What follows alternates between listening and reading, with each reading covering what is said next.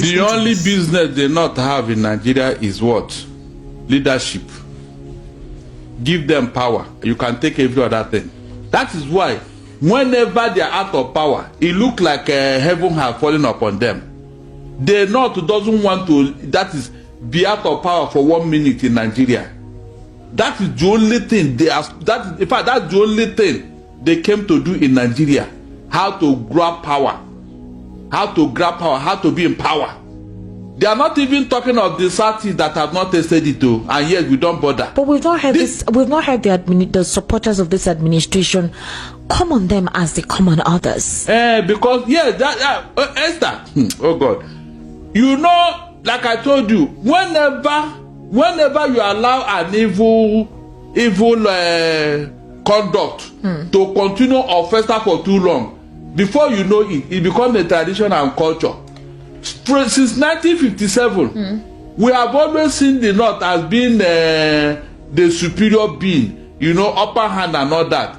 It was Awolowo and Zik who made the mistake of not leaving them when they said they don't want independence. And we have to wait for them until 1960. So they now believe that they are indispensable. Esther, they not, because of that particular mistake. This is why I told you that I will not do things the way others are doing it. I'm not joking. We made that mistake. They now felt that they are indispensable, that we need them. Whatever they do, we must accept it. Now ask yourself, what exactly is the North contributing to Nigeria? No, tell me. What are they contributing except these terrorists that are spreading all over the place? So that thing has made them to believe that yes, there is a superior region, that whatever they want, they will get it. And you have bought it because you don't even have the willpower to challenge them. You can see it. It's not as if that they have, it's just that when they blow hot like this, all of us will go and hide under our bed. Because the leadership here, I can see that they don't even have what it takes to confront the North and ask them, why are you doing all this? Like this is terrorism issue. Esther, can you imagine people from the South causing this terrorism all over the place? Can you imagine what they will say? But nobody here is talking. Have you seen what I told you here, that we have local champion here who claim to be a god? When you're supposed to talk, you are not talking. I said, if I am in this particular race or politics, before God, it will be a campaign issue. The North, why did you go and brought terrorists into Nigeria and you still want to lead the same country? Why? Can they answer that question? Mention one politician from the South who asked that question. When they told Obi that he was importing alcohol, I said, Obi, ask them, why are they importing terrorism? Terrorism and alcohol, which one is worse? Your alcohol, how many people has it killed? But terrorists are wiping out the entire village. And they are coming from the North. Yet they are not talking. Nobody is asking the question.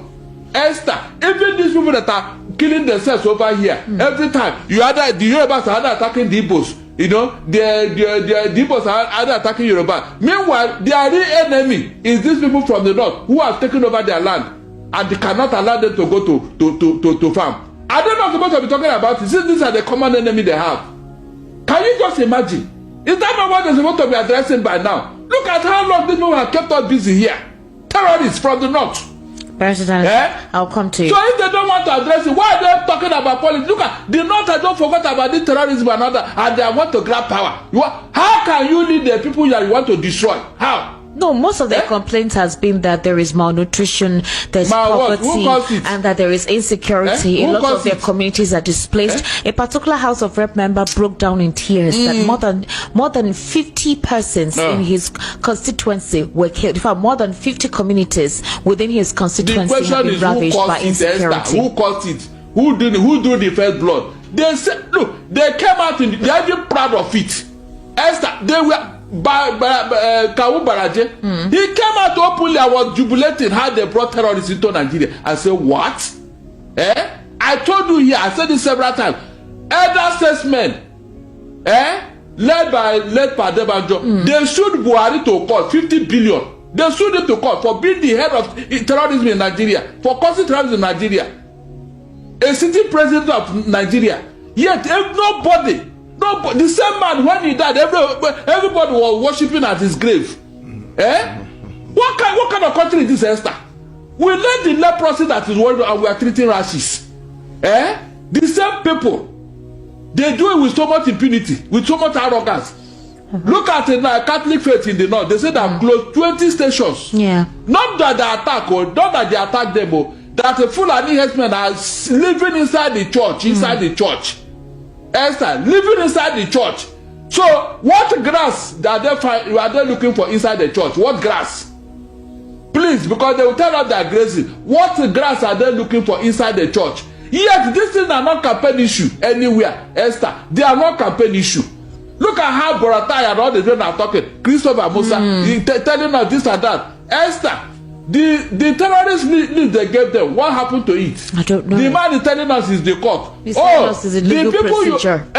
people you arrested in the southeast, and you are killing them for nothing. Remember what Amnesty International said about killings in the southeast? Innocent people, oh, innocent people. So why are they not shooting these people aside? Like they're doing that. To tell you that there is a lot of deceit. Esther, look, I wish I am in this politics. They would have heard from me. What kind of rubbish is that? Why are they not shooting those people aside? Rather, they will be going and be discussing with them. Esther, talking with them, having dinner with them. Pampering them. After talking with terrorists in the bush, you come out and be complaining. This thing is too much. I said, what? Do you know that after the cleric went to go and visit Tony Bello? 2 days after, this same Musa and his people, this same defense minister, he came to tell her that they are looking for Tony Bello. Yes. I was pissed off. It was on this platform. I was pissed off. He told us that he's not within their custody. Who are you looking for? Yet. Yeah? So these are issues that I expected these politicians to be talking about. Tinubu will now manage and then become president for 2 times or even 3 times or 4 times and then leave office. Meanwhile, terrorism will be there. He will come and be claiming that he has become Nigerian president. Meanwhile, he has not done anything. There's no person that can go for 3 terms or 4 terms. No, he will do it though. He won't do it. He said what? He won't do it. Has he not done worse things? He will not do it. Esther, he won't do that. If they change the constitution, you will be here. Is it not this National Assembly? They can't allow that. So what will happen if they do it? Tinubu won't do that now. He won't stretch it that far. These other people that have been saying for how many years in office, like Dapo Dia and Museveni, how did they do it? Well, I don't know under democracy. If Tinubu fought for democracy, he would not let chaos bedevil us in this nation by stretching that. These other places where it has been going on, was that chaos there? Already now, there is no opposition. I hope you know. We only have one party now in Nigeria, APC. We're coming to that. Mr. Lawal Ekundare, welcome.